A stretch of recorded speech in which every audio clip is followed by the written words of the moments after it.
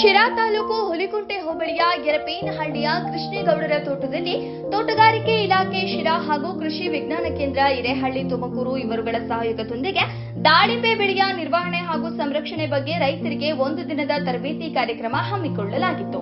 ದುಂಡಾಣ ಹೇಳಿದಲ್ಲ, ದುಂಡಾಣ bacteria plate ಅನ್ನು control ಮಾಡತಕ್ಕಂಥದ್ದು, ಈ ಜೊತೆಗೆ ಇದು ನಿಮಗೆ ಪೋಷಣೆ ಕೊಡ್ತಕ್ಕಂಥದ್ದು. ಎರಡು ಅಸ್ತ್ರ ಸೇರಿದಾಗ ಏನಾಗುತ್ತೆ, ನಿಮಗೆ ನಿಯಂತ್ರಣ ಖಂಡಿತ ಬಂದೇ ಬರುತ್ತೆ. ಸೊರಗು ರೋಗ ಬಂದಿರುವ ದಾಳಿಂಬೆ ಗಿಡಕ್ಕೆ ಸಾವಯವ ಜೈವಿಕ ಗೊಬ್ಬರ ಬಳಸಿ ರೋಗ ತಡೆಗಟ್ಟುವ ಹಾಗೂ ಗುಣಪಡಿಸುವ ವಿಧಾನವನ್ನ ಕೃಷಿ ವಿಜ್ಞಾನಿ ಡಾಕ್ಟರ್ ಪ್ರಶಾಂತ್ ಪ್ರಾತ್ಯಕ್ಷಿತೆ ಮೂಲಕ ರೈತರಿಗೆ ಅರಿವು ಮೂಡಿಸಿದ್ರು. ಸೊ ಇದು ಎರಡು ಸೇರಿ, ಇದನ್ನ 10 ml ಒಂದು ಲೀಟರ್ಗೆ, ಅಂದ್ರೆ ಒಂದು ಗಿಡಕ್ಕೆ 30 ml ಬೀಳಬೇಕು, ಅದು 60 ಗ್ರಾಂ ಬೀಳಬೇಕು.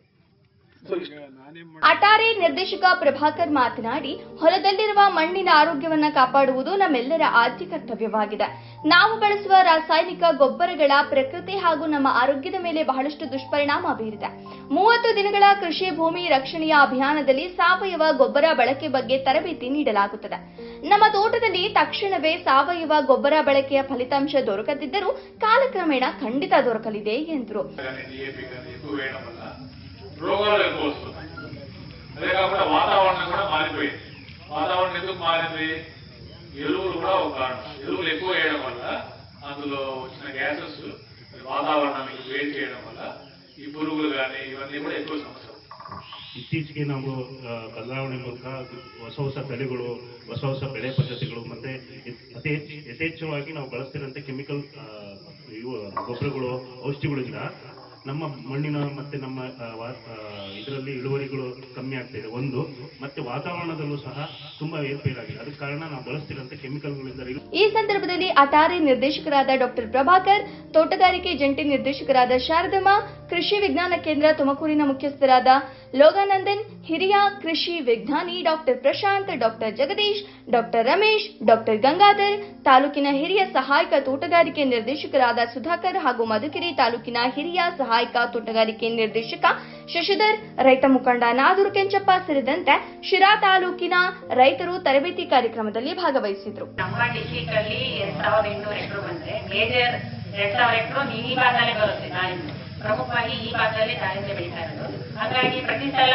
ಕೆಡಿಪಿ ಸಭೆ ಇರ್ಬೋದು, ಇತರೆ ಯಾವುದೇ ಸಭೆ ಆದಾಗ ಮಾನ್ಯ ಜಯಚಂದ್ರ ಇರ್ಬೋದು, ಇತರೆ ಜನಪ್ರತಿನಿಧಿಗಳು ಮತ್ತೆ ಇದು ರೇಟ್ ಚೆನ್ನಾಗಿದೆ, ಚೆನ್ನಾಗಿ ಬೆಳೀತಿದ್ದಾರೆ ನಮ್ಮ ಭಾಗದ ರೈತರು. ಈಗ ಯಾವುದೋ ಒಂದು ಸಾಹೇಬರ ಭಾಷೆಯಲ್ಲಿ ಒಂದು ಸಾಯ ರೋಗ ಬಂದಿದೆ ಕಣಮ್ಮ, ಎಲ್ಲ ಬೆಳೆಲ್ಲ ನಾಶ ಆಗೋಗ್ತಾ ಇದೆ ನೋಡ್ರಮ್ಮ, ಏನಾದ್ರೂ ಒಂದು ಮುಕ್ತಿ ಕಾಣಿಸ್ರಿ, ಒಂದು ಗೈಡೆನ್ಸ್ ಕೊಡಿ ಅಂತ ಹೇಳ್ತಿದ್ರು.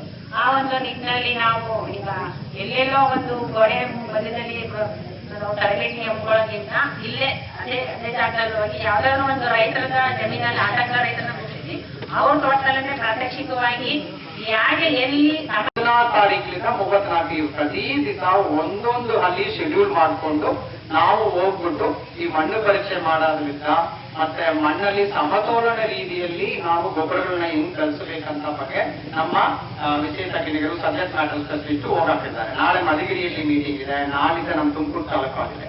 ಸೊ ದಾಳಂಬಿ ಇವತ್ತು, ನಾಳೆ ನಮ್ಮ ಶೇಂಗಾ ಬಗ್ಗೆ, ಅಡಕೆ ಬಗ್ಗೆ, ತೆಂಗು ಬಗ್ಗೆ, ತೊಗರಿ ಬಗ್ಗೆ, ರಾಗಿ ಬಗ್ಗೆ, ಯಾವುದು ಅಲ್ಲಿ ಏನೇನು ಸಮಸ್ಯೆ ಇದೆಯೋ ಅದ್ರ ಬಗ್ಗೆ ನಾವು ಮುಖ್ಯವಾಗಿ ಮಣ್ಣನ್ನ ಕಾಪಾಡೋದ್ರ ಬಗ್ಗೆ ನಾವು ಮಾತಾಡ್ತಾ ಇದ್ದೀವಿ. ಬಚಾವ್ ಆಂದೋಲನದ ಬಗ್ಗೆ ಇವತ್ತೊಂದು ಹೊಸ ಕಾರ್ಯಕ್ರಮ, ಅದು ಕೇಂದ್ರ ಸರ್ಕಾರದ ಒಂದು ಪ್ರಧಾನಮಂತ್ರಿಯವರ ಒಂದು ಯೋಜನೆ, ತುಂಬಾ ಉಪಯುಕ್ತವಾದಂತಹ ಕಾರ್ಯಕ್ರಮ.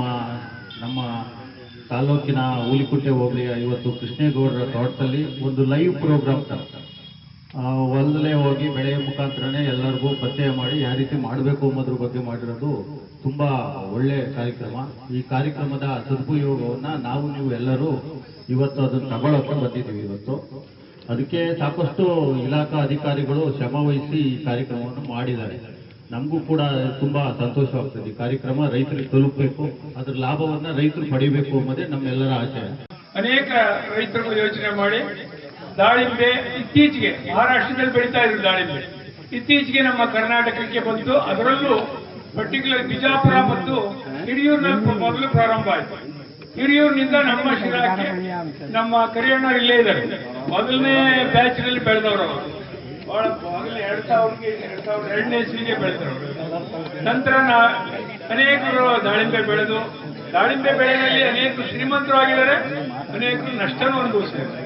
ಯಾಕೆ ನಾವು ನಷ್ಟ ಅನುಭವಿಸ್ತಾ ಇದ್ವಿ ಅಂದ್ರೆ ನಮಗೆ ಕಾಡ್ತಿರುವಂತ ಅನೇಕ ಸಮಸ್ಯೆಗಳು. ಅದರಲ್ಲಿ ನಾವು ಮಣ್ಣಿನ ಬಗ್ಗೆ ಯೋಚನೆ ಮಾಡಬೇಕು, ಹವಾಗುಣದ ಬಗ್ಗೆ ಯೋಚನೆ ಮಾಡಬೇಕು, ಹಾಗೂ ಈ ಒಂದು ತಾಯಿಗಳ ಆರೋಗ್ಯವಾಗಿರ್ತಕ್ಕಂಥ ತಾಯಿಗಳು ಗೂಟಿ ಸಾಕಾಗ್ತಿರ್ತಾರೆ. ನೀವು ಏನ್ ಮಾಡ್ತಾರೆ, ಟಿಶ್ಯೂ ಕಲ್ಚರ್ ಏನ್ ಮಾಡ್ತಾರೆ, ಪ್ರೋಟೋಕಾಲ್ ಹೆಂಗಿರುತ್ತೆ ಅಂದ್ರೆ ಒಂದು ಎಕ್ಸ್ಪರ್ಟ್ ಇಂದ 500-1000 ಮಾಡ್ಬೇಕಂತಿರುತ್ತೆ. ಅವ್ರು ಏನ್ ಮಾಡ್ತಾರೆ, 1000 ಅಲ್ಲ, ಇದಕ್ಕೆ ಹೆಚ್ಚು 2 ಪಟ್ಟು ದುಪ್ಪಟ್ಟು ಮಾಡ್ತಾರೆ. ಅವಾಗ ಅದರದ್ದು ಇಮ್ಯುನಿಟಿ ಹೊರಟೋಗುತ್ತೆ. ಇದು ನಡೀತಾ ಇರೋದು ನಮ್ಮಲ್ಲಿ ಇವಾಗ. ಆ ಪ್ರೋಟೋಕಾಲ್ ಪ್ರಕಾರ ಟಿಶ್ಯೂ ಕಲ್ಚರ್ ಮಾಡಿದ್ರೆ ಏನು ಸಮಸ್ಯೆ ಇಲ್ಲ, ರೋಗ ಇದು ಸಮಸ್ಯೆ ಆಗ್ತಾ ಇದೆ. ಅದಕ್ಕೋಸ್ಕರ ಸದ್ಯಕ್ಕೆ ನಡೀತಾ ಇರೋದೇನಂತಂದ್ರೆ ಜೈನ್ ಮತ್ತೆ ಬಿಟ್ಟರೆ ಕ್ಯಾಡಲ್ ಕಂಪ್ನಿ ಈಗ ಟಿಶ್ಯೂ ಕಲ್ಚರ್ ನಡೀತಾ ಇದೆ.